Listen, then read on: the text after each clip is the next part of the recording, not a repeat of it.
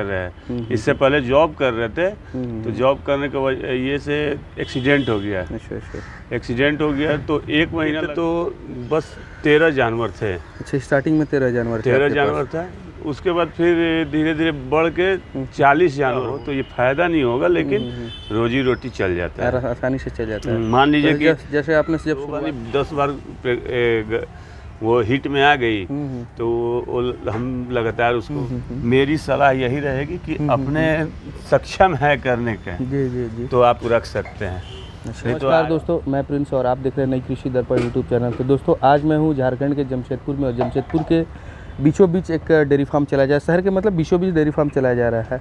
कैसे मैनेज किया जाता है, क्योंकि ना इनके पास हरा चारा है, हर एक चीज़ खरीद करके इनको खिलाना है, और कैसे ये मुनाफा मतलब इनके पास हो पा रहा है, नहीं हो पा रहा है, तो हर एक इनके मैनेजमेंट को देखेंगे। मैनेजमेंट में देखेंगे तो फार्म भी काफ़ी छोटा है, और ये छोटे जगह में भी है। सबसे कम जगह में मैं समझता हूँ कि ज़्यादा पशु रखी हुई है, तो हम इस तरह की मैनेजमेंट बहुत कम ही देखने को मिलती है। तो इनके मैनेजमेंट को जानते हैं और पूरी की पूरी जानकारी लेते हैं। उसके पहले मैं आपसे रिक्वेस्ट करूंगा कि आप हमारे चैनल पर नए हैं तो प्लीज़ सब्सक्राइब कर लीजिएगा, साथ में बेल आइकन का बटन को प्रेस करिए, ताकि जब भी मैं इस तरह का वीडियो बनाऊं तो आपको अपडेट जाए मिल। नमस्कार सर, स्वागत है हमारे इस यूट्यूब चैनल पर। नमस्ते सर।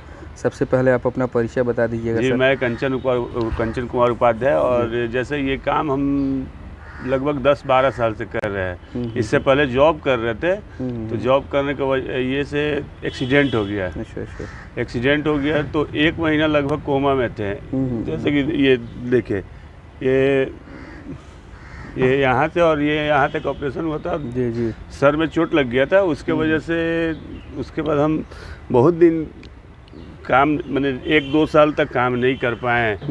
कोई काम का नहीं थे। अगर कुछ हम खाते थे तो कोई मुझसे पूछता था कि क्या क्या किए, तो हम वो यही बता पाते थे। कुछ बोलने लायक भी नहीं थे, तो बताते थे गोल गोल खाए हैं, मतलब कुछ भी खाएं, जैसे रोटी खाएं या कुछ भी हो, तो वो मैंने गोल गोल केवल बोलने नहीं आता था। उसके बाद मेरे फादर पैसा दे देते, गिनती करो, गिनती नहीं आता था। सब लगभग जैसे जीरो से स्टार्ट, जैसे बच्चा जैसे होता है ना, उस समय से स्टार्ट किए। उसके बाद फिर ये करते करते हम कम से कम 10 साल हो गया करते। अच्छा। तो स्टार्ट किए थे तो बस 13 जानवर थे। अच्छा, स्टार्टिंग में 13 जानवर थे? 13 जानवर था। उसके बाद फिर धीरे धीरे बढ़ के 40 जानवर हो गया था। अच्छा। करते करते मतलब कि ये नहीं कि हम पैसा बचा के रखते थे। पैसा जैसे इससे आता था तो इसी में लगाते जाते थे। तो 40 जानवर हुआ।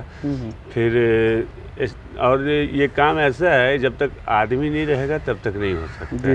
जी। स्टाफ रखना पड़ता था, तो स्टाफ फिर भाग गए, तो फिर हम जानवर कम कर दिए।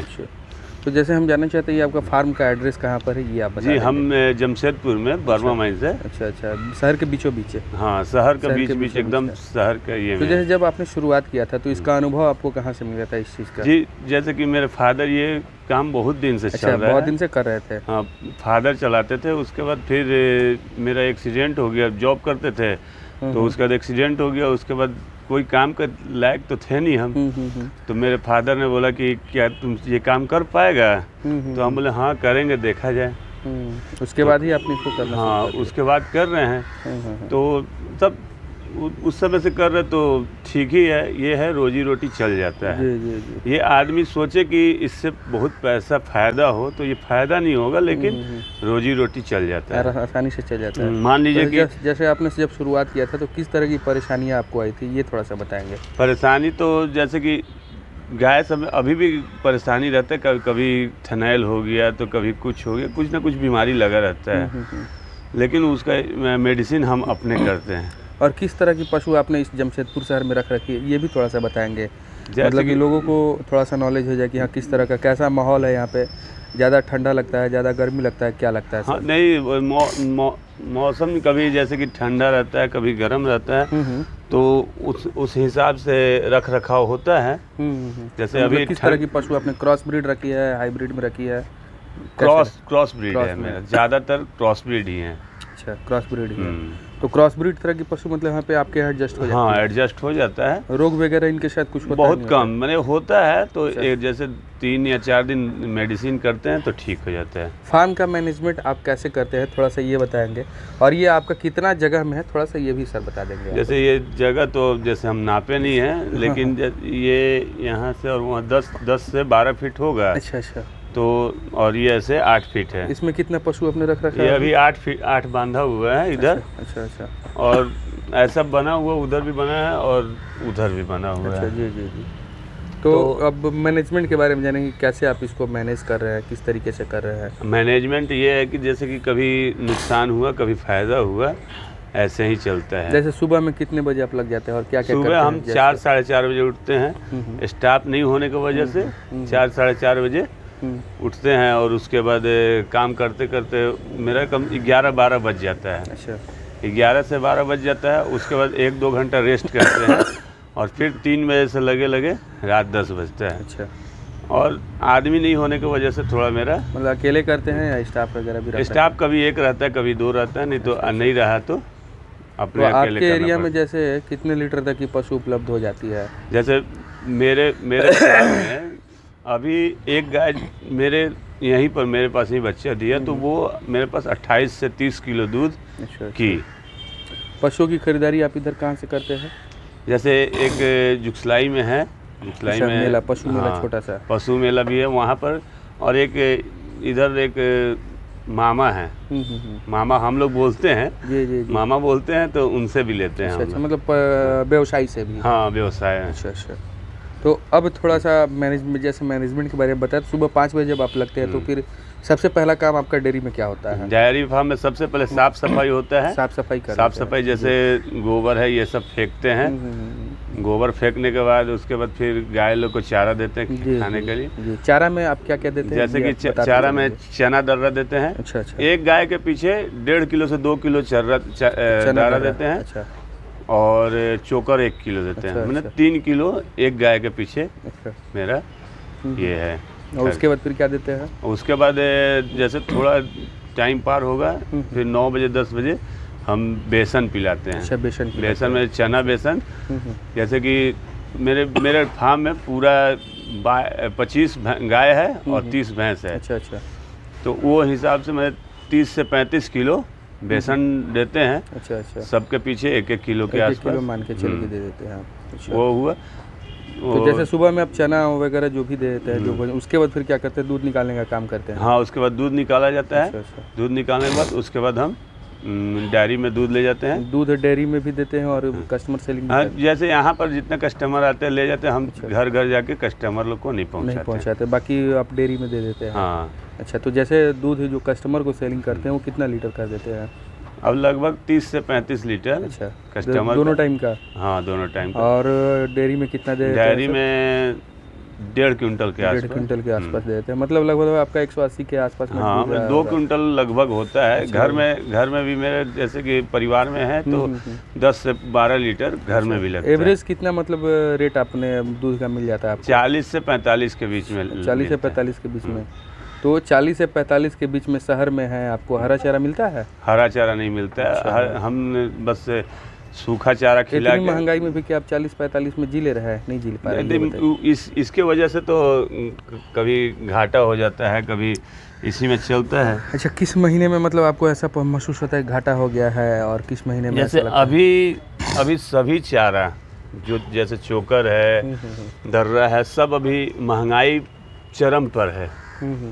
इसके वजह से मुझे नुकसान हो रहा है। अच्छा अच्छा। लेकिन ये जैसे कि फिर नया चारा जो कटेगा ना, हाँ। अप्रैल में ये मार्च अप्रैल में कटेगा, उस समय थोड़ा सा रेट डाउन होगा। अच्छा अच्छा। तो फिर उस समय में बेनिफिट में आ जाएगा थोड़ा सा बेनिफिट हाँ ठीक ही रहेगा, ऐसा नहीं अच्छा। कि क्या 200 जो आपने दूध बताया 2 क्विंटल के लगभग में, कि वो हमेशा मेंटेन करते हैं या कम ज़्यादा होते रहता है? कम ज़्यादा होता रहता है। कम ज़्यादा होता रहता कभी जैसे गाय कुछ प्रेग्नेंट है तो दूध नहीं देती है। अच्छा अच्छा। फिर प्रेग्नेंट के बाद बच्चे देती है तो फिर दूध ज़्यादा हो जाता है। समय पर प्रेग्नेंट हो जाती है सभी? हाँ हाँ। पेट की प्रॉब्लम नहीं आती है? नहीं वो सब प्रॉब्लम नहीं आता है। कैल्शियम मिनरल वगैरह देते हैं? हाँ कैल्शियम भी देते हैं और मिनरल मिक्सचर भी देते हैं। अच्छा, कितने कितने देते हैं? जैसे कि रोज 100 ग्राम गाय के पीछे एक गाय का कैल्शियम देते हैं और एक दिन बीज लगा के मिनरल मिक्सचर 100 ग्राम। अच्छा, और उसके बाद डिवॉर्मिंग वगैरह कराना है जैसे? हाँ वो सब जैसे कि हाईटेक सुई है वो जैसे चमड़ा में दिया जाता है अच्छा, इंजेक्शन देते हैं हाँ तो उससे इंजेक्शन के deworming हो थ्रू जाता है। हाँ उससे कीड़ी मतलब निकल जाती है? हाँ, हाँ। अच्छा, तो वो कितने दिनों पर करते हैं सर?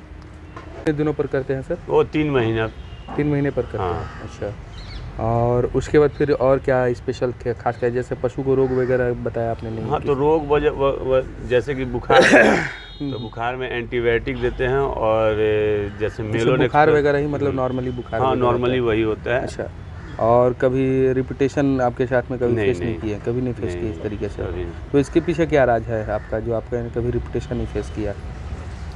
जी कुछ ऐसा मतलब क्या राज है जो आपको मतलब रिपीटेशन का प्रॉब्लम, पशु बार बार नहीं हाँ रिपीट नहीं कभी कभी कोई गाय में होता है कि एक बार नहीं 2 बार नहीं 10 बार वो हिट में आ गई तो वो हम लगातार उसको खिलाते हैं तो कभी मान जाती है। अच्छा, दूध देखिए, दूध बेचना काफ़ी चैलेंजिंग काम है, तो आप कैसे शुरुआत किए थे दूध बेचने, कैसे कैसे, ये थोड़ा सा अभी स्ट्रेटेजी बताएंगे? जैसे हम पहले से डायरी में ही दूध दे रहे हैं। अच्छा, शुरुआत से ही प्लान बना हाँ, लिया था कि हमको देना है हाँ डेयरी में? डायरी में दे रहे हैं। अच्छा अच्छा तो चल रहा है। अच्छा, तो और क्या कहना चाहेंगे जो नए पशुपालक भाई हैं, जैसे डेयरी करना है हाँ तो उनके लिए क्या सलाह देना चाहेंगे, थोड़ा सा आप बताइए। देखिए और कुछ पशु को भी दिखाते चलेंगे जैसे आप अपना, तो उनके लिए क्या सलाह देना चाहेंगे आप ये बताएं सर। डेयरी फार्म के लिए देखिए अगर आदमी के ऊपर नहीं रहें, अपने करें।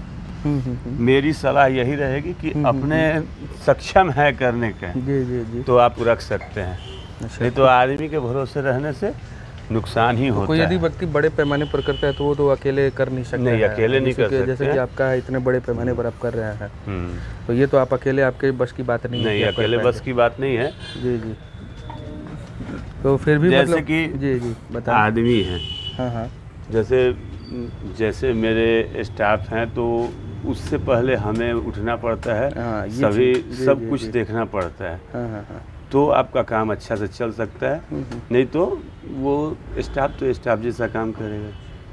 तो क्या डेयरी मतलब मुनाफे भरा सौदा है, नहीं है ये? देखिए भी मुनाफा समझाइए। हमेशा एक बराबर नहीं एक बराबर नहीं होता है, नहीं लेकिन अप पूरे डाउन साल का होता अगर रहता देखा जाए तो क्या मुनाफा वो होता है? 0-0-0 हो जाएगा। 0-0 हो जाएगा। हाँ। अच्छा, ये बस गौ सेवा है। गौ सेवा का ऐसा देन है कि मेरा एक्सीडेंट हुआ और गौ सेवा का ही देन है कि हम आज खड़े हैं और अच्छे से बात कर पा रहे हैं। जी जी, नहीं तो गौ सेवा नहीं होता तो हम शायद नहीं रहते हैं। चलिए सर, काफ़ी अच्छी आपने बात बताई, इसके लिए आपको बहुत बहुत धन्यवाद सर।